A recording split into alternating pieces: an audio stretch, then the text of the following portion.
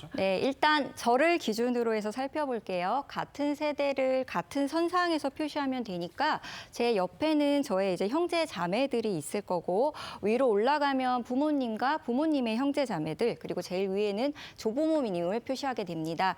그리고 고인이 되신 가족분들도 표시를 해주시는 게 좋고요. 이렇게 가족 구성원들을 전부 다 그리셨으면 이름과 나이, 어떤 병이 있는지 그리고 언제 진단받았는지와 같은 정보들을 옆에다가 적어보시는데요. 음주나 흡연 같은 생활 습관도 함께 적어주시면 도움이 됩니다.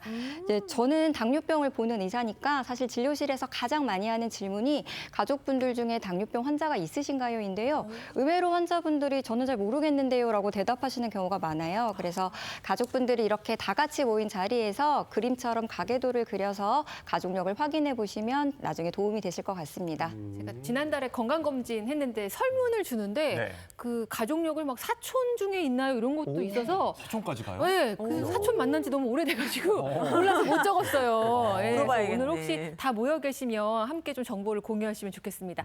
저희 오늘 가족력에 관련된 질환 몇 가지 알아볼 텐데요. 어떻게 질환을 뽑았냐면은 한국인의 사망 원인이 되는 질병 상위권인 거 네. 그리고 또 국민병이라고 불릴 만큼 많은 분들이 걸려 있는 병 중에서 뽑아봤습니다. 자, 그 첫 번째 질환은 바로 이겁니다. 자, 대한민국 성인 600만 명이 앓는 국민질환인데요. 뭘까요? 당뇨병입니다.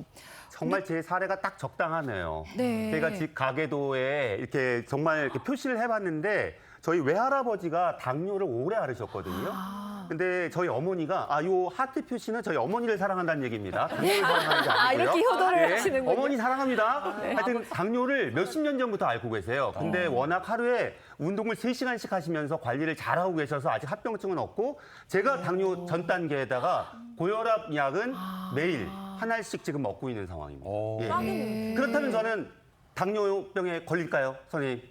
확률이 어떻게 될까요? 네, 10년간 당뇨병 발생 위험도를 계산하는 체크리스트를 소개해 드리겠습니다. 1번부터 6번까지 질문을 보실 건데요. 1번은 나이가 어떻게 되세요? 저 45세 이상 3점. 아이고야. 예. 2번은 당뇨병 가족력이 있으실까요? 그렇죠, 있죠. 어머니 계시니까 1점, 4점. 예. 세 번째는 혈압약을 복용하고 있거나 고혈압 진단받으신 적이 있으실까요? 예, 1점. 네, 어이구, 맞습니다. 쭉쭉 지금 올라가네. 약 먹고 있습니다. 5점. 5점 됐네. 네, 허리둘레가 어떨까요? 아이고. 공개해야겠습니까?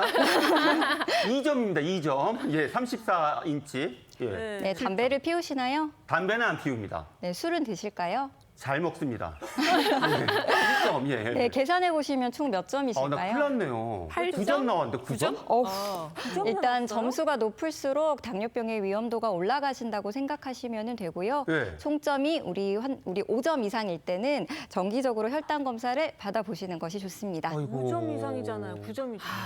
큰일 났네. 왜냐면 네. 지금 집에서 TV 보고 계실 텐데 걱정하실 텐데. 검사 잘 받으시면 되니까요. 그렇죠. 네. 관리 잘하겠습니다. 네, 예. 그리고 저희가 또 관리 잘하는 방법도 알려드릴 거거든요. 네. 네. 실제로 당뇨병 가족력으로 인해서 어느 날 갑자기 무증상 당뇨병으로 고생을 하고 계시는 사례자가 계셔서 저희가 만나고 왔습니다. 화면으로 확인해 보시죠. 서울특별시 마포구. 네, 안녕하세요. 오늘의 주인공 이나경 씨입니다.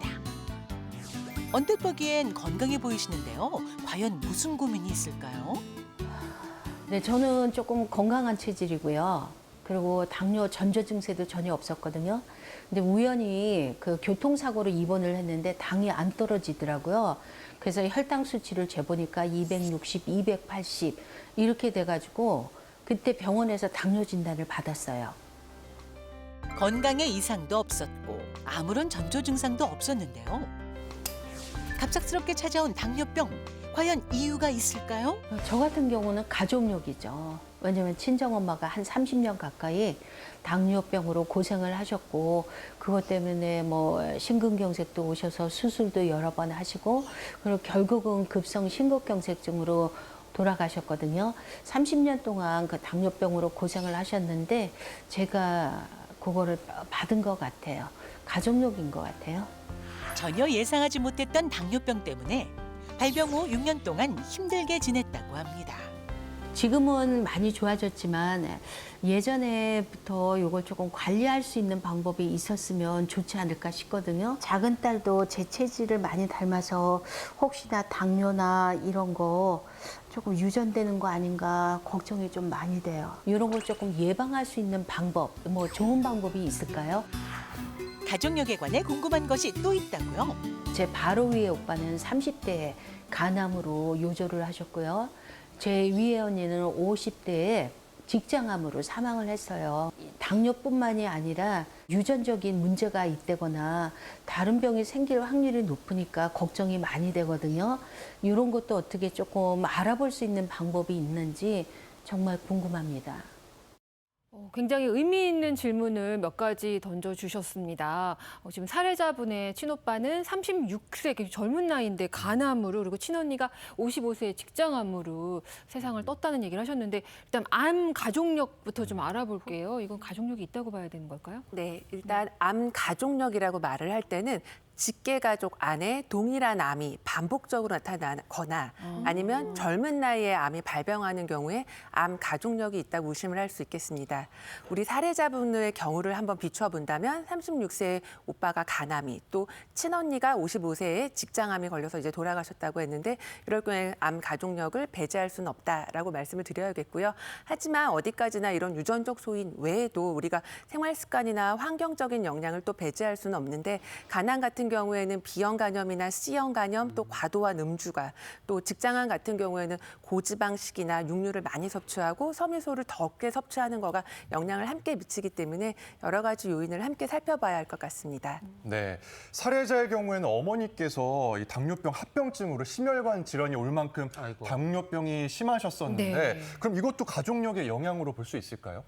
네, 사례자분처럼 부모님 중에서는 이제 어머니의 영향이 더 큰 것으로 알려져는 있는데 아직 논란은 있습니다.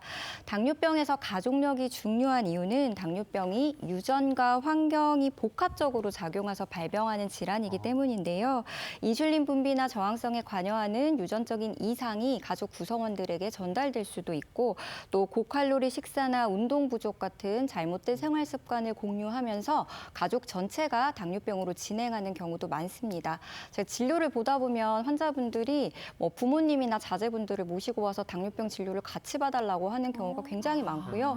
그래서 뭐 3대가 한꺼번에 제가 당뇨병 진료를 봐야 되는 경우도 아이고. 굉장히 많습니다. 그리고 재미있는 거는 한 분이 혈당이 좋아지면은 다른 분들의 혈당도 좋아지시고, 또 다른 한 분이 나빠지시면 같이 나빠지시기 때문에 사실은 검사 결과를 보지 않고도 알 수 있을 정도라서요. 제가 진료를 보면서 당뇨병은 정말 가족력이 중요하구나라고 매번 생각하고 있습니다. 네. 근데 궁금한 건 이게 당뇨병이라는 게 이게 생활 습관 때문에 오기도 하지만 이렇게 가족력으로 올 때 그러니까 증상이 없이 느닷없이 이렇게 발현되는 경우가 자주 있는 건지. 네, 사례자분 아까 그 영상처럼 가족형으로 오는 당뇨병증은 주로 증상이 좀 늦게 나타나거나 없는 경우가 많아서 보통은 좀 모르게 우연하게 진단하는 경우가 꽤 많고요. 두 번째 특징은 아무래도 유전력이 조금 더 강하게 작용을 하다 보니 일반적인 당뇨병보다는 유병 연령대가 조금 빨라서 30대나 40대 때 많이 생깁니다. 그리고 사례자의 어머님께서 결국에는 나중에 급성 심근경색으로 돌아가셨다고 하셨는데요. 네, 보통은 저렇게 당뇨병의 유병 기간이 길어지게 되면 급성 합병증뿐만 아니라 만성 합병증이 잘 생기기 때문에 아무래도 조금 더 가족 중에 당뇨병이 있다라고 한다 그러면 그런 위험 인자를 찾아내고 건강한 생활을 아까 정 교수님 말씀처럼 가족분들이 합심을 해서 나만 건강하면 안 되고요. 모두 다 합심해서 같이 노력을 하고 옆에 사람에게 잔소리도 좀 하고 같이 병원도 다니고 하시는 이런 관리가 조금 더 철저하게 하시는 것이 좋지 않을까라고 생각이 됩니다. 네. 자, 그렇다면 당뇨병 가족력이 있으시고 심한 분들은 대처를 해야 될 거 아니에요? 그럼요. 어떻게 대처해야 하는지 저희가 하나하나 짚어드리겠습니다. 먼저 첫 번째는 이겁니다. 당 부하 검사, 당화 혈색소 검사를 하세요라고 나와 있는데요. 일단 당 부하 검사부터 짚어볼게요. 이건 뭔가요? 네, 당뇨병을 처음 진단받은 환자분들이 진료실에 오셔서 나는 나라에서 하는 건강검진을 꾸준히 잘 받았는데 혈당이 높다고 들은 적이 한 번도 없다 하고 굉장히 억울해하시는 경우가 있는데요. 이제 국가건강검진은 공복 혈당만 체크를 하고 있기 때문에 당뇨병 진단을 놓치는 경우가 있습니다. 근데 특히 노인 환자의 경우에는 식사 후에 인슐린 분비가 잘 되지 않으면서 식후 혈당이 많이 올라가게 되는데요. 이런 경우에는 포도당 주스를 마시고 2시간 후에 혈당이 200 이상 체크되는지를 확인하는 당 부하 검사가 당뇨병의 진단에 도움이 될 수 있습니다.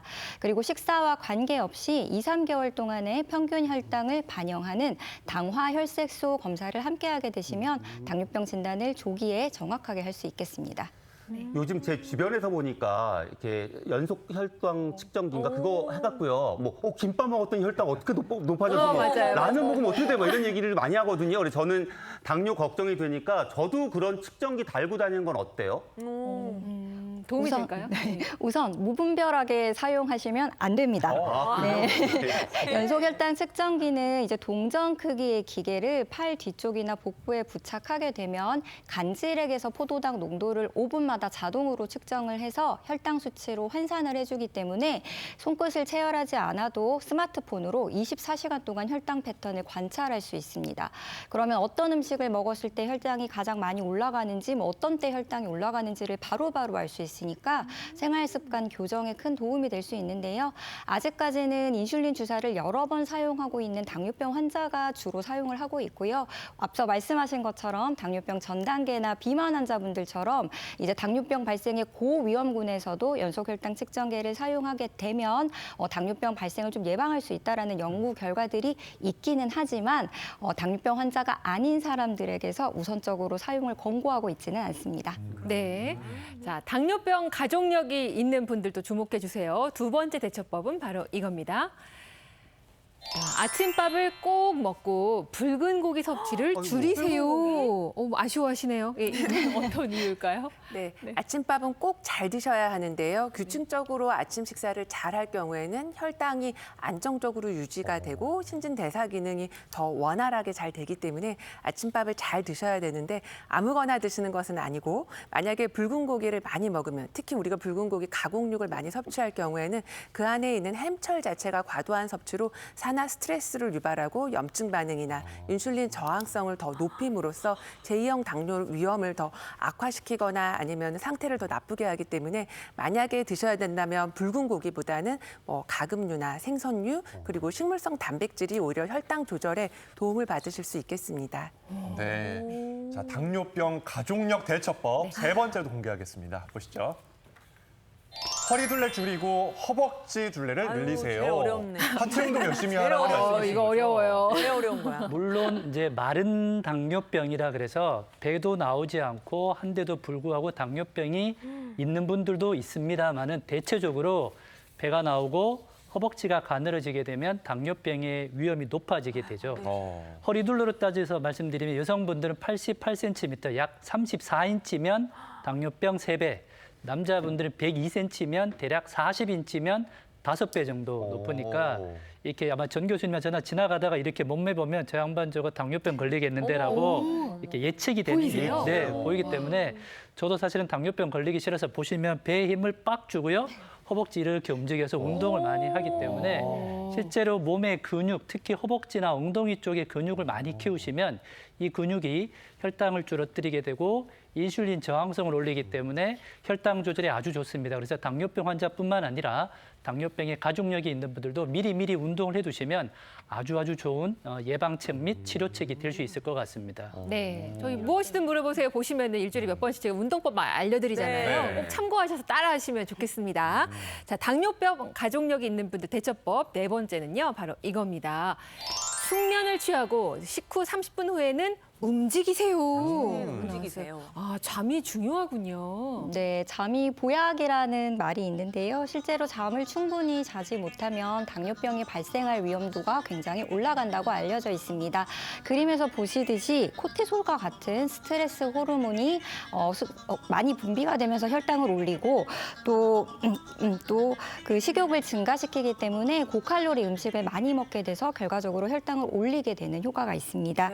그리고 운동은 혈당이 가장 많이 올라가는 시기인 식후 30분 후부터 하시게 되면 칼로리 소모도 되고 또 몸을 인슐린에 잘 반응을 하도록 만들어주기 때문에 혈당 조절에 도움이 될 수 있겠습니다.